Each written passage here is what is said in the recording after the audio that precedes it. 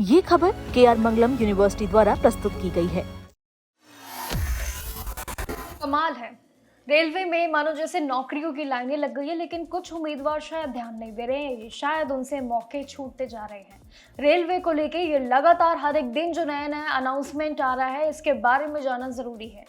Railway recruitment cell यानी कि RRC ने नॉर्थ सेंट्रल रेलवे के तहत करीब 1853 पदों पे भर्तियां निकाल दी है। ये भर्तियां काफी बड़ी होने वाली है। एक बार फिर से टेक्नीशियन पद के बाद इसकी एंट्री भी जरूर है। ये जॉब सबसे बड़ी है, इसमें आपको कोई परीक्षा नहीं देनी है, इसीलिए सबसे बड़ा फायदा सिलेक्शन सीधे आपके 10वीं और ITI मार्क्स के भरोसे यानी कि उसी के आधार पर मेरिट आपकी तैयार की जाएगी। ये भर्ती के लिए ऑनलाइन एप्लीकेशन की प्रोसेस जो कि 8 जुलाई 2026 से शुरू हो चुकी है, शुरुआत हो चुकी है, लेकिन जो भी उम्मीदवार इसमें अप्लाई करना चाहते हैं वो जुड़े रहिएगा, जो कि 7 अगस्त 2026 तक आपको अपना फॉर्म फिल करना होगा। अभी भी 1 महीने का पूरा समय है।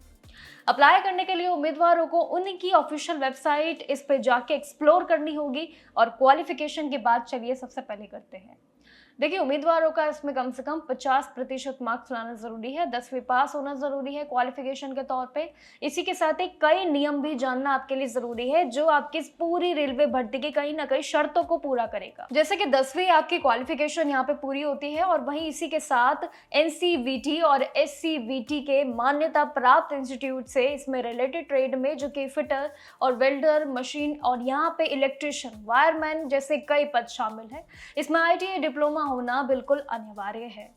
अब आयु की बात करूं, इस मामले में भी एप्लीकेंट की उम्र कम से कम 15 साल और ज्यादा से ज्यादा 24 साल होनी चाहिए, लेकिन जबकि कैलकुलेशन 7 जुलाई 2026 के मुताबिक की जाएंगी, वो कैलकुलेशन आपको सोच के समझ के चलनी है। जबकि रिजर्व कैटेगरीज के लिए सरकारी नियम अनुसार इस पे अपर एज में छूट मिलेगी, ये भी बिल्कुल तय है। अब एप्लीकेशन की बात भी जरूर कर लेते हैं। जनरल, OBC, WS उम्मीदवारों के लिए 100 रुपए एप्लीकेशन फी रखी है, लेकिन इसकी रेलवे जो भर्ती है जिसमें SC, ST और सभी जो कैटेगरी स्पेशली महिला वर्ग जो रहती हैं उनके लिए बिल्कुल फ्री है, 0 फी। अगर कोई उम्मीदवार एक से ज्यादा ट्रेड के लिए एलिजिबल मान लीजिए बैठता है, तो वो भी अलग अलग फॉर्म को भर सकता है, ये कोई रोक नहीं है। इस भर्ती में बिना किसी लिखित परीक्षा के आप सीधे मेरिट के आधार पे सिलेक्शन आपका होगा, ये भी बिल्कुल तय है। आपके 10वीं, दोबारा से बता दूं, 10वीं IT दोनों मार्क्स के बराबरी वेटेज का ध्यान रखा जाएगा। अगर 2 उम्मीदवारों के मार्क्स बिल्कुल बराबर होते हैं, मान लीजिए अगर ये सिचुएशन भी होती है, तो ज्यादा उम्र वाले उम्मीदवारों को पहले प्रेफरेंस दी जाएगी। मेरिट लिस्ट में शॉर्ट लिस्ट होने वाले जो उम्मीदवार रहेंगे उनको अगले राउंड में यानी कि जो कि DV रहता है, डॉक्यूमेंट वेरिफिकेशन के लिए बुला लिया जाएगा, और जिसमें टोटल सीट यानी कि संख्या 1.5 गुना उम्मीदवारों को चुना जाएगा। 1 साल की ट्रेनिंग के दौरान सिलेक्ट जो उम्मीदवार रहेंगे उन सभी के आधार पे यानी कि महीने की सरकारी नियम अनुसार उनको स्टाइपेंड दिए जाएंगे। तो नियम काफी कड़े हैं, लेकिन बेनिफिट अलग से हैं। अब अप्लाई करने के तरीके को भी जरूर जान लेते हैं, जो कि बहुत सिंपल है। सबसे पहले आपको इसके ऑफिशियल वेबसाइट पे जाना होगा, RRC की ऑफिशियल वेबसाइट पे। वहां पे आपको न्यू रजिस्ट्रेशन पे क्लिक करना होगा और उसके बाद अपना नाम और अपने माता पिता का नाम, ईमेल, मोबाइल नंबर और बाकी डिटेल्स को आपने भरना होगा।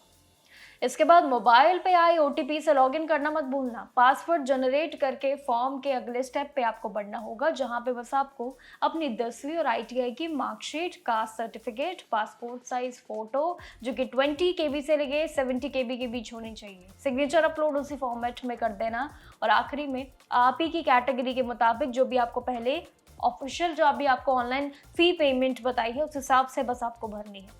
जिनके लिए फ्री है उनको नहीं भरना है। तो सिंपल है कि उसके बाद जब आपका ये पूरा का पूरा प्रोसेस 3-4 चरणों के बाद खत्म हो जाएगा, लास्ट में इसका प्रिंट आउट निकाल लेना जब ये भर्ती का आप फॉर्म भरेंगे।